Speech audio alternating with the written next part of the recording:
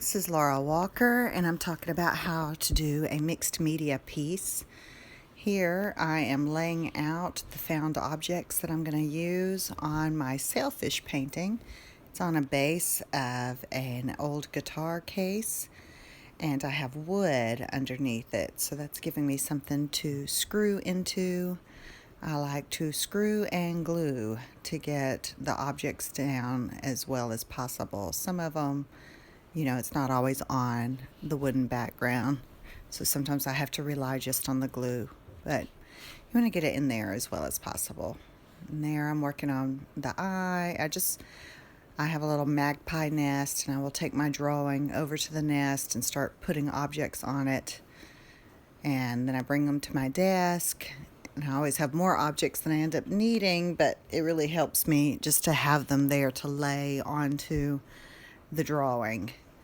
Now I decided to turn this one into a working clock, so I'm figuring out which hands would go with my scrap that I'm going to use for the clock, and I will screw and glue the clock face into place. I don't remember what that piece of metal came from, maybe an old lamp or something. The white for the sail and the white for the fin, they are both plastic lids for totes that I just had a stack of old lids for some reason, and then that I'm gluing down is copper wiring that was left over from the electrical work in our new house. I just save cool stuff. This that I'm putting on there now is from the toaster that I rescued from the garbage can. My husband dared to think we could throw that away.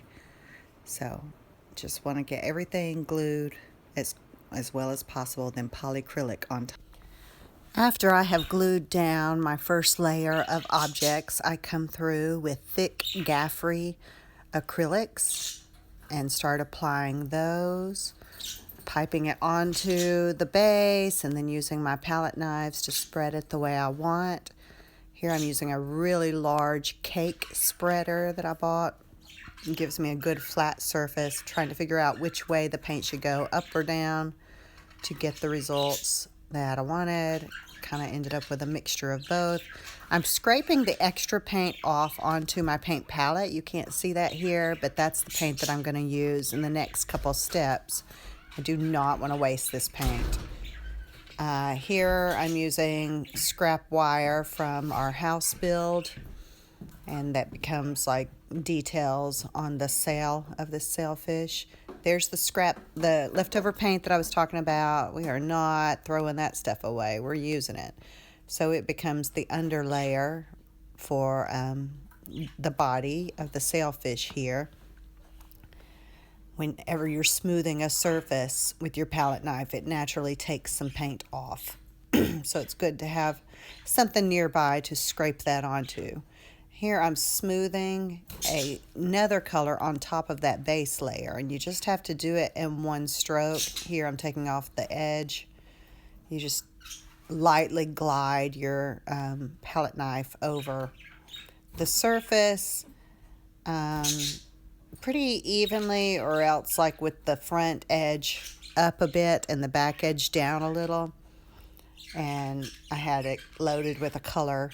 I'll show it again here when I'm doing the flipper thing. You load your palette knife and you glide it over and try to do it in a continual stroke. Using palette knives, you shouldn't overwork it. You've got to keep your touch confident. If you go through and do lots of little tiny chi with your palette knife, it's just going to be a much different texture and look, which is fine, I guess, if that's the look you want to go for. But I like some large, bold strokes and some smooth spaces, and you can't get those if you do lots of little bitty chi with your palette knife.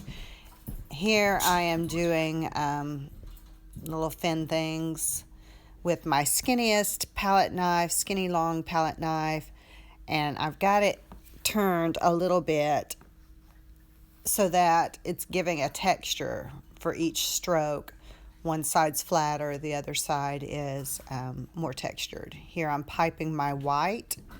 Typically I like to start with white, but I did not do that with this one. I started at the top of the painting and worked my way down with this one, and the white was at the bottom of the sailfish. I'm trying to pipe it pretty much right where I need it and then smooth over it gently with my palette knife.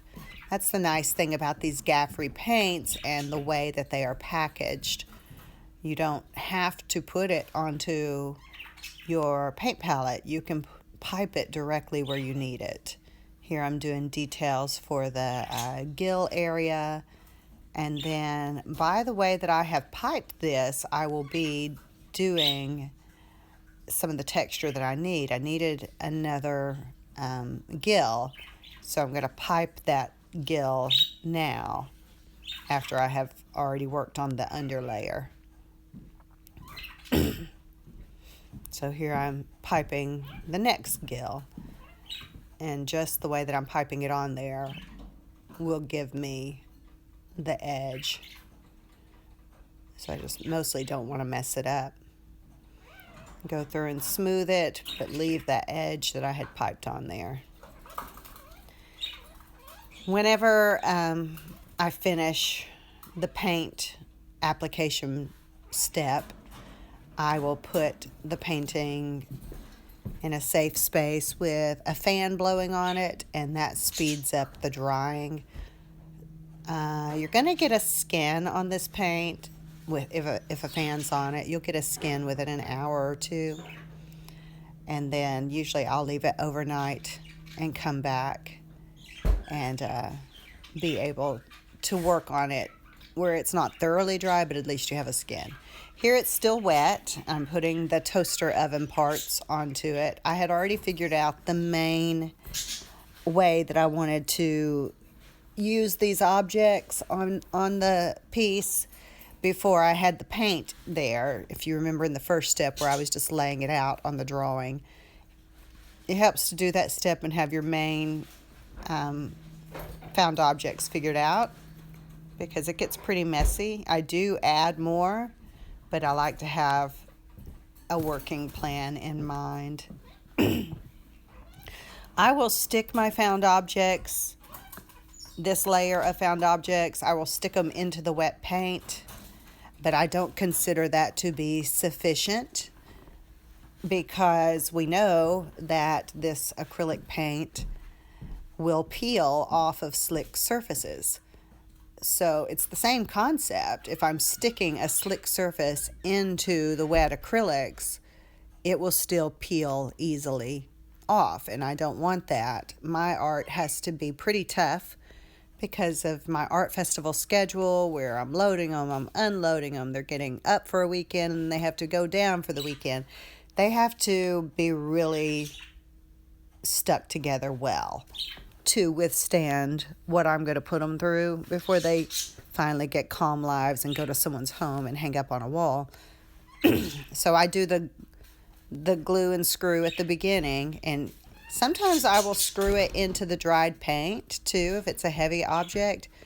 But if they're not super heavy, I will stick them into the paint, and then when the paint dries, I go through with my super glue, or I like clear Gorilla Glue, and I will drizzle that on the objects to extra stick it. Here I'm using up all the pin tops that my daughter had given me as cogs for these gears that I'm making.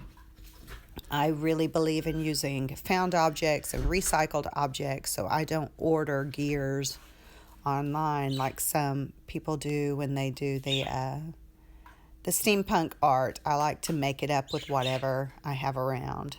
Here's the finished piece.